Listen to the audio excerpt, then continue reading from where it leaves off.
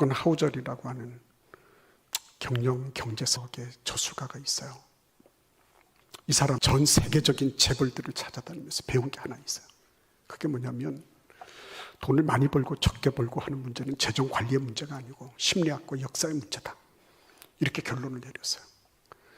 돈 문제가 아니더라는 거예요. 그 사람이 어떻게 잘하는지 심리의 문제고요. 돈의 흐름이 앞으로 역사적으로 어떻게 갈 건지에 대한 그런 예지의 문제이기도 했다는 거예요. 그러니까 여러분, 지난번에 젠슨 황인이 이재용, 정의선 이런 사람들이 함께 모여가지고 얘기를 할 때 돈 문제를 얘기할까요? 그 사람들 돈 얘기 안 합니다. 세계적인 다이아몬드 공급지가 있어요. 앤트워프라는 곳이에요. 벨기에. 거기에서 유대인들이 주로 이 다이아몬드 큰 손인데요. 이 사람들이 다이아몬드 거래를 할 때 얼마에 할래? 이런 얘기 절대 안 하죠. 문학 얘기하고 미술 얘기를 하고요. 고고학적 발굴에 대해서 얘기하고 어떤 데서 음악 공연이 있었다는 거, 이런 거 얘기하는 거예요, 여러분. 거기에서 이 사람들은 자기가 거래할 대상에 대한 신뢰, 신용 이런 것들을 보는 것입니다. 돈도 자기를 따라오는 사람을 우습게 여깁니다. 이거 나를 주인으로 알고 있구나. 그것 때문에 일이 일비하게 만들고요. 그것 때문에 자기 양심도 팔고 비굴하게 만드는 거죠. 근데 이 사람이 돈에 대해서 지배력을 가지려고 한다. 이러면 돈을 쩔쩔 맵니다. 우리가 10의 하나를 하나님께 드릴 때는 어떤 마음으로 드리는 거예요? 하나님, 이거는 내가 지금 잠시 쥐고 있는 거지만 하나님께로부터 왔어요. 나는 이 돈에 의해서 휘둘리는 존재가 아니라 하나님으로부터 받는 사람이에요. 그래서 나는 이 세상의 그 어떤 것에 의해서든지 경제적으로 굴종하기를 원치 않습니다. 자유선언이거든요. 신앙 고백이면서 독립선언이거든요. 그러니까 예수님께서 오늘 여기 보시면 누구든지 목마르거든 내게로 와서 마시라. 그러니까 결핍을 해소하려고 해서 그 결핍의 대상이 되는 거기로 몰려가는 것을 예수님은 안타깝게 여기신 거예요. 그때 당신은 좀 돈을 버는 것 같기도 하고, 그때 당신은 뭔가 좀 이루어지는 것처럼 보이지만 여전히 다시 결핍 상태로 돌아오는 거예요. 물을 깃지만요, 또 내일 또 가서 물 길어 와야 되는 거고요. 연료 탱크 가득 채워서 괜찮은 것 같지만요, 또 떨어지면 또 가서 또 주유소 찾아야 되고요. 된 것 같지만 된 게 아니에요. 그래서 늘 뭐예요? 마음속에 만족이 없는 겁니다. 그런 생각을 해요. 하나님이 해주셔야 되는 거구나. 그걸 알게 돼요. 신앙은 뭘 하는 거예요? 예수님께서 오늘 여기에 보시면 너희들이 지금 신앙하는 게 뭐냐라고 묻는 거예요. 그러니까 여러분, 예수님께서 나를 믿는 자는 그 배에서 생수의 강이 흘러나리라. 너희들이 지금 결핍을 보충하고 보완하고 그거를 해결하기 위한 방향이 잘못됐다는 거예요. 나에게로 오라는 거죠. 신앙은 지금 만족을 추구하는 게 아니에요, 여러분. 신앙은 하나님께서 행하시는 것을 보는 거예요. 신앙은 하나님께서 그 일을 하실 것에 대해서 확신하고 거기로 나아가는 거예요. 제가 뉴스를 보고 깜짝 놀란 게 있어요. 대치동에 말이죠. 대치동에 학원가가 있어요. 그러니까 학원가에 그 캠핑카가 줄을 지어서 있다는 거예요. 쭉 줄을 지어서. 왜 그러냐니까 이 아이들이 특강을 받아야 되는데, 수학, 영어는 영어, 이런 특강이 있는데, 그러니까 그 사이에 틈이 벌어지는 그 시간대에 학부모님들이 캠핑카를 가지고 와서 여기에서 쉬고 가라 이래가지고요, 교통이 어떻게 되든지 뭐가 어떻게 되든지 관계없어, 줄을 대놓고 그렇게 한다는 거예요.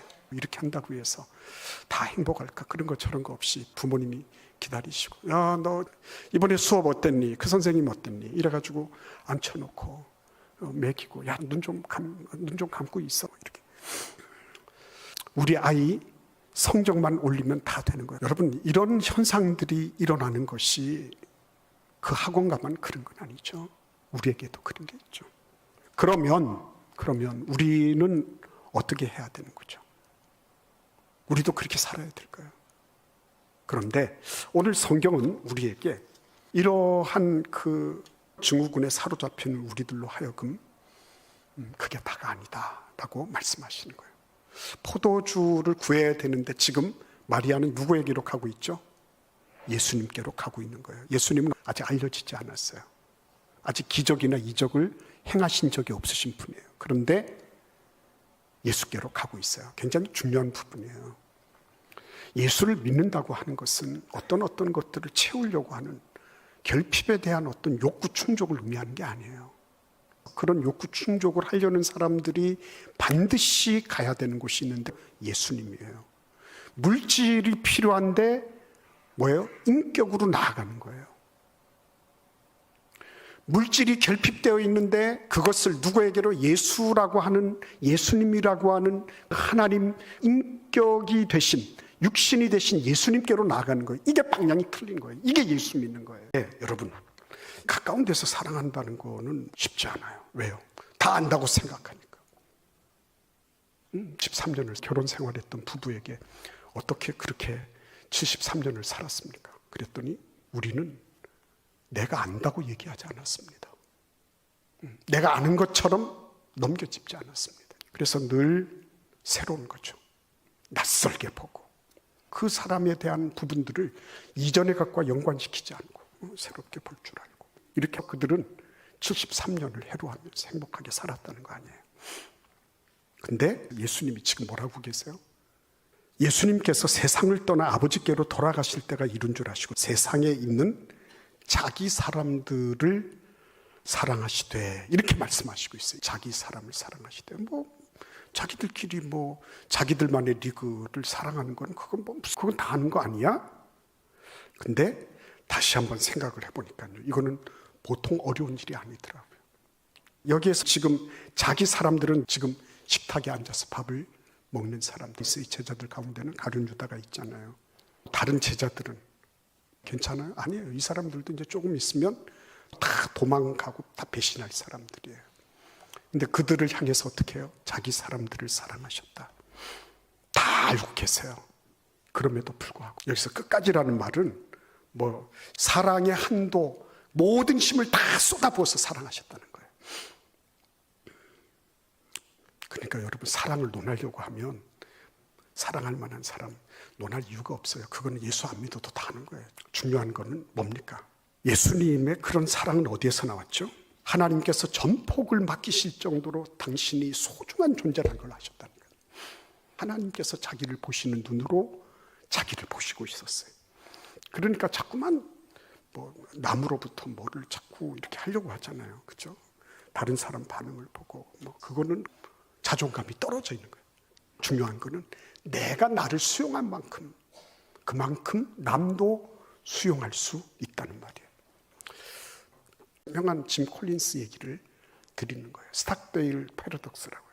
스탁데일 장군이 살아난 얘기를 하는 거예요. 그 하노이 호텔이라는 게 그게 그 수용소입니다. 아주 그 콧구멍만한 그런 작은 감방에서 이분이 8년 동안 수용소 생활을 해요. 엄청난 고초를 겪었어요. 근데 어떤 사람은 살아나오고 어떤 사람은 죽어나가는 거예요. 그래서 차이가 뭡니까? 그랬더니 스탁데일이 그런 얘기를 한 거죠. 한 번도 자기의 최후 장면에 대해서 의심해 본 적이 없다는 거예요. 내가 살아서 돌아갈 것에 대해서 의심한 적이 없다는 겁니다.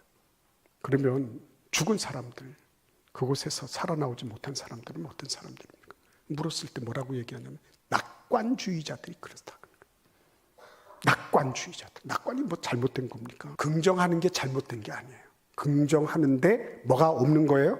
현실을 포용하고 아픔을 겪어내고 그것을 내가 담아내는 그릇이 없던 거죠. 그러니까 가령 예를 들면 이번에 부활절 때는 포로 교환이 이루어질 거예요. 그 낙관론자들은 그렇게 생각을 하는 겁니다. 그리고 주여 믿습니다. 근데 부활절 쑥 지나가는 거예요. 그러면 크리스마스 때는 되겠다. 근데 크리스마스 때도 또 다음 해 이듬해 부활절을 또 기대하는데 그때도 아닌 거예요. 그래서 이런 일들이 몇 년을 이렇게 지나다 보면 그냥 제 풀에 그냥 점점 모든 희망도 사라지고 하나님도 없는 것 같고 다 그러면서 모든 희망의 끈을 놔버리는 거예요. 마지막까지 끝까지 살아남은 사람들 어떤 사람들이냐? 현실을 붙잡은 사람. 포로 교환 협정 안 될 수도 있어. 그렇지만 나는 지금 여기에서 충실하게 내 삶을 살아갈 거야. 그죠? 이게 중요한 거죠. 예. 내가 직장이 마음에 안 들어요. 상사, 꼰대예요. 예. 그런데 그 부분을 어떻게 해요? 받아들이고 거기에서 꽃을 피워내는 거예요. 거기에서. 예. 야곱은 늘 푸념만 했을까요? 근데 그는 자기의 범주 안에서 내가 할 수 있는 걸 해내는 거예요. 이게 다른 겁니다. 현실을 수용하면서요, 현실 속에서 내가 할 수 있는 것들을 해내는 능력, 그게 운명을 바꾸기 시작하는 첫걸음이에요. 그러면서 어떻게 해요? 어머니가 보여준, 아버님이 보여준 기도의 본. 야곱은 기도하는 사람이에요. 예. 하나님께 기도하면서, 하나님, 나는 어떻게 하면 내가 하나님의 복을 받아 누릴 수 있겠습니까? 오매불만 그거 생각하잖아요. 다른 겁니다. 여러분, 우리는 뭘 생각할까요? 뭘? 내 근본 인생의 지각판을 바꿀, 내 운명을 바꿀, 우리 자녀들의 앞날을 바꿀 그러한 새로운 전환점. 그죠? 그걸 위해서 난 뭘 하고 있을까? 우리 기독교가 세계 종교가 되는데 가장 큰 역할을 했던 결정적인 사건이 사도행전 15장에 있어요. 예루살렘 공의회라 그럽니다. 근데 이 공의회가 어떤 거였죠? 이방인들에게 복음을 전하려고 하는데 613가지나 되는 유대 율법을 가지고 갈 수는 없는 거예요. 예수 그리스도의 복음이 분명한데 이 복음을 전하려고 하지만 유대 율법주의가 계속 따라다니는 겁니다. 이건 안 되고 저것도 안 되고 시시콜콜 시비 걸고 문제로 삼고 이러니까요. 그래서 4가지를 정리를 했습니다. 우상, 목매어 죽인 거, 피, 그리고 음란한 거, 이거 4가지를 제외하고는 614가지 가운데서 609가지를 다 버려라, 이렇게 한 거죠. 그러니까 여러분 퍼센테이지로 따지면 어떻게 되죠? 거의 99.7%, 99.7%를 철폐를 한 겁니다. 100개 가운데서 99개하고 0.3만 남겨놓고 싹 다 버린 겁니다. 그래서 결국은 기독교는 온 세상을 향하여 나아갈 수 있는 기회를 얻은 거예요. 유대 율법주의자들이 보면 정말 있을 수 없는 비극이라고 생각했겠죠. 그런데 그것을 없애고 나니까 어떻게 됐어요? 예수 그리스도의 복음이 전체를 향하여 나아갈 수 있는 기반이 된 것입니다. 근데 그 다음에 사도행전 16장에 보면 어떤 일이 생깁니까? 사도 바울 일행이, 선교팀이 드디어는 저 터키 북동쪽으로 가려는 선교 계획을 가지고 딱 준비하고 있었어요. 그런데 예수님의 영이 가지 못하게 하시는 거예요. 이게 굉장히 중요한 거예요. 성령 강림 주일인데 성령이 충만하다는 걸 뭘 의미하죠? 성령의 지배를 받는 거예요. 성령께서 원하시는 그 일들을 내가 하고요, 원치 않는 것에 브레이크를 걸리는 거, 그게 성령 충만한 거예요. 근데 그날 밤에 사도 바울이 환상을 봤습니다. 마케도니아 사람이 이리 오라고. 그래서 깨고 나서 보니까 이게 바로 하나님께서 우리를 마케도니아로 부르시는 게 아니겠냐. 그때부터 무슨 일이 일어났어요? 자칫하면 소아시아 안에서 뱅글뱅글 돌 수 있는 복음이었어요. 드디어는 유럽 대륙을 향해서 나아가는 포문이 열린 거예요. 경계를 넘는 겁니다. 내 믿음이 되기 때문에 예수님이 말씀하시고, 내 믿음이 적기 때문에 말씀 안 하시고, 그게 아니에요. 관계없이 예수님은 뭐예요? 경계를 돌파해서 주권적으로 섭리하고 계시단 말이에요. 내가 세상 끝날까지 너희와 함께 있으리라, 이 말씀을 하신 분이 예수님이에요. 내가 주권적으로 하게 해. 너희들의 믿음이 결정적인 게 아니야. 너희는 나가면 돼. 이렇게 말씀하고 계신 거예요. 여러분, 주권적인 역사를 이루시는 거, 이거는 인간이 하는 거 아니구나, 하나님이 행하시는구나. 그러니까 여러분, 이 주권적인 하나님의 행위를 아는 분들은 가슴이 넓어져요. 지금 당장에 성공했다고 성공도 아니고, 지금 조금 실패했다고 실패도 아니에요. 이거는 하나님의 큰 바운더리, 하나님의 큰 경계 안에 있구나. 하나님이 행하시는 일, 나는 지금은 잘 모르지만 합력하여 선을 이루실 줄 믿습니다. 그래서 딱 맡길 수가 있고요. 예수 믿는 것이 막 무겁고 어려운 게 아니라, 그래, 내가 지금 이런 일을 당했지만 나에게 무슨 일이 있어도 하나님은 그것을 통해서 하나님의 거룩한 뜻을 이루시는구나. 그래서 기쁘고 즐거운 거예요. 여러분, 학원가에 차를 대놓고 그 아이들한테 내가 너를 사랑하니까 너희들이 정말 좋은 대학을 가기를 바라고 너희들이 참 성공적인 인생을 길을 걷기를 바란다. 이거 원치 않는 부모는 아무도 없는 것입니다. 그렇지만 여러분, 거기에서 어떤 다른 목적은 없을까 하는 것입니다. 어떤 부모가 그랬어요. 얘는 미래의 내 보험입니다. 이런 얘기를 했어요. 결국은 어른의 목적, 어른의 욕망을 달성하려고 하는 것. 그러니까 늘 우리는 어떤 명분을 내걸고 있지만 그 아래 보면 뭔가 깔려있는 무엇인가가 있는 거예요. 내가 내 자식을 사랑하기 때문에 난 너에게 모든 것들을 다 해주겠다, 희생하겠다, 이렇게 생각을 하고 또 그렇게 하시는 부모들이 많아요. 여러분, 우리는 자꾸만 자식을 내 소유라고 생각하는 경향이 있죠. 내 소유. 근데 하나님은 우리에게 우리 소유라고 할 만한 것을 주신 적이 없어요. 내 생명 자체도 나에게 주어진 것이지만 그게 내가 내 마음대로 나의 소유권을 가지고 흔들 수 있는 게 아니에요. 내가 하루라도 더 많이, 하루라도 더 적게 어떻게 할 수 있는 게 없어요. 자녀들은 하나님께서 우리에게 귀한 보물로 주셨지만 내 소유가 아니에요. 하나님이 우리에게 양육권을 주셔서 양육할 수 있도록 주신 거지. 이거 분명히 하자는 것입니다. 소유권이 없는데 소유인 것처럼 생각하고 내 것이라고 생각하고 그래서 내 통제 아래 내가 원하는 대로 내가 바라는 그런 어떤 것들, 이런 것들을 대신 채워주는 대리 욕망의 자세로 그런 대상으로 우리 자녀들을 보는 것은 없냐 하는 것입니다. 여기에서요, 엘리사벳과 사가랴는 명확하게 선을 긋습니다. 얘는 내 것이 아닙니다. 우리의 것이 아닙니다. 하나님께로 주셨기 때문에 하나님께로 돌리는 것입니다. 이 자세가 명확했어요. 그래야지 나중에 후회가 없는 것입니다. 내가 너를 어떻게 키웠는데 이런 소리 안 하는 것입니다. 그거를 자꾸 잊어버리니까 혼선이 생기는 거 아니겠어요? 명확해야 되는 것입니다.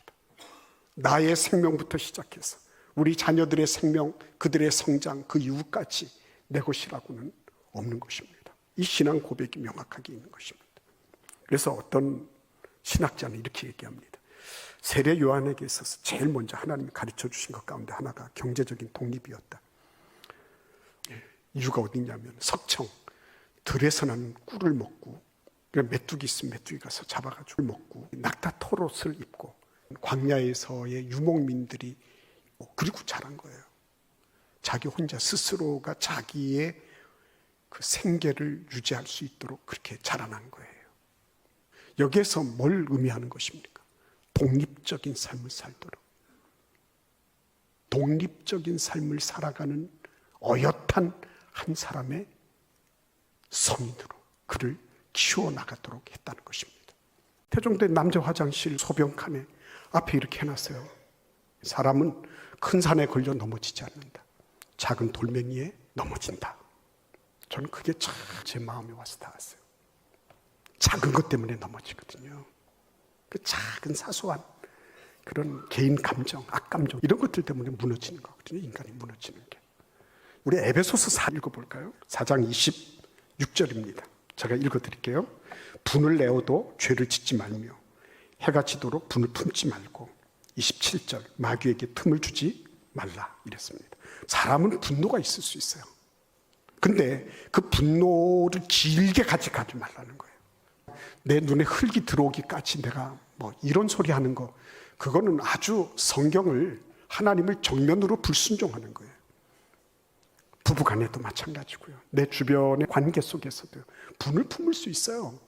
사람인데 그렇지 않겠습니까? 분의 유효 시간이 얼마라고요? 해질 때까지예요. 해질 때까지. 그리고 어떻게 해야 돼요? 싹 통과시켜야 되는 거예요. 요셉은 그런 면에서 탁월했던 사람이죠. 감옥 안에서도 꿈을 잘 해석해 줬어요. 그러면 꿈을 해석을 받은 술 맡은 관원장 같은 사람이 어떻게 해야 돼요? 자기가 그 은혜를 입었지 않습니까? 그 은혜에 보답을 해야 될 거 아니에요. 까맣게 잊고 있었잖아요. 그 국무총리 돼가지고 술 맡은 관원장 이리 와보세요. 당신은 기억력이 어떻게 된 겁니까? 이런 소리 안 했단 말이에요. 그러니까 여러분 흘려야 돼요. 그래야지 앞으로 전진이 되는 거예요.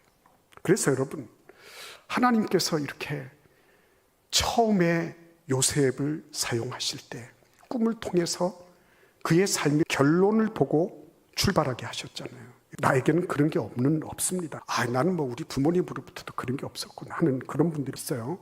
베드로전서 2장 9절은 이렇게 말씀하고 있어요. 그러나 너희는 택하신 족속이요 왕 같은 제사장들이요 거룩한 나라요 그의 소유가 된 백성이다. 이렇게 말씀하세요. 잘 들으세요, 여러분. 세상은 늘 그렇게 얘기하잖아요. 사탄 마귀는 늘 그렇게 말하잖아요. 너는 지금 가지고 있는 게 그것밖에 안 돼. 그냥 적당하게 먹고 살면 되는 거지.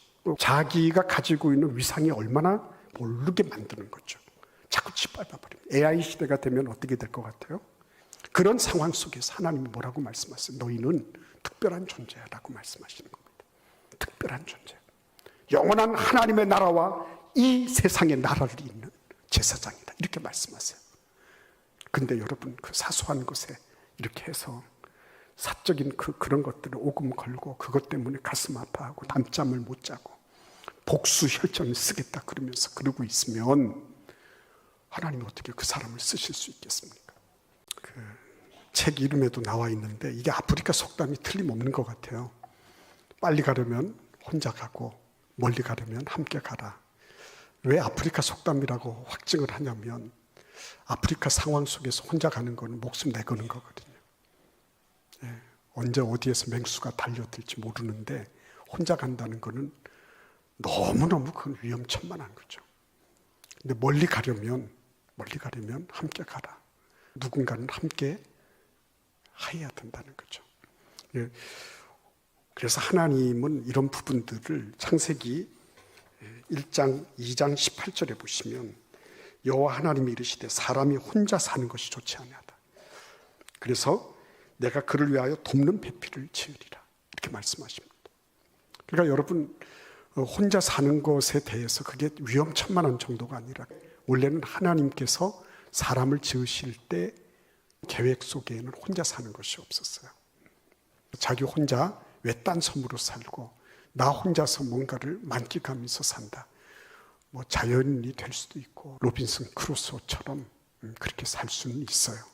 그러나 그것이 좋을 때는 좋은 거예요.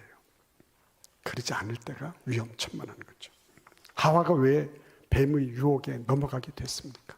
혼자 있었잖아요. 그죠? 혼자 있었습니다. 예수님도 어떻게 하셨어요? 예수님도 홀로 계실 때, 광야에서 홀로 계실 때 사단의 유혹을 받으신 겁니다.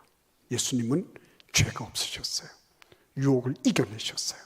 그러나 그렇지 않은 우리들은 얼마든지 위험천만한 일에 부닥칠 수 있는 것입니다. 그래서 여러분 오늘 이런 장면들을 보면 우리는 하나님이 그래서 부부도 만들어 주시고 가정도 이룩하여 주시고 사회도 이웃도 나라와 민족도 만들어 주신 거죠. 혼자서는 힘들다는 겁니다. 여러분 혼자서 설 수 있는 사람 많이 없어요. 어려서부터 태어나면서부터 누군가의 도움을 얻어서 부모님의 도움을 얻고 친구의 도움을 얻고 그리고 누군가 내 옆에서 어떤 일들을 했든지 간에 그러한 도움을 주고받으며 우리는 살아온 거예요. 그래서 인간은 사회적 동물인 것입니다. 사람들이 그래서 서로 함께 모이는 거예요. 그렇죠? 함께 모이는 겁니다. 여러분 꼭 기억하십시오. 내가 봉사하고 섬긴다고 해서 모든 사람이 다 나를 보고 찬사를 보내거나 나를 보고 박수 쳐주는 건 아니에요. 그것이 참 아름다운 것임에도 불구하고 그거를 왜곡하거나 폄훼하거나 혹은 그거를 오해하는 사람들도 있을 수 있는 거예요. 놀랄 필요가 없습니다. 그렇구나 생각해야 되는 거예요. 인간에게 다 좋은 평판을 얻으려고 할 필요가 없어요. 그것도 중상모략하고 오해하고 혹은 편견을 지닌 것들도 마지막에 올 날이 있을 것입니다. 정말 중요한 것은 그 헌신을 받아주시고 해석해 주시는 분이 우리 주 예수님이라는 거. 그걸 아는 거예요. 여러분 마리아는 사람들의 인정을 구하고 그들이 이해하지 못한다고 억울해하고 그것 때문에 분통을 터뜨리고 이게 아니라 예수님은 나를 아신다. 내 마음을 아신다. 더 이상의 뭐가 필요하지 않았습니다. 그것으로 충분했어요. 도대체 마리아는 어떤 은혜를 입었길래 하는 거죠? 맨 먼저는 그가 예수님의 발 아래에 엎드려서 예수의 말씀을 들으려고 애썼던 사람이었다는 거예요. 예수의 음성을 들으려고 자기의 귀를 바짝 세우고 그분의 음성을 들으려고 경청했던 사람이라는 거죠. 물론 그가 완벽한 존재는 아니었어요. 원망도 하고 했습니다. 그래서 예수님에게서는 그게 중요한 게 아니에요. 예수님은 선한 것을 보시고 우리의 장점을 취하시는 분이에요. 예수님은 우리의 장단점 가운데 장점을 키우셔서 그것을 통하여 단점을 덮어버리시는 분이에요.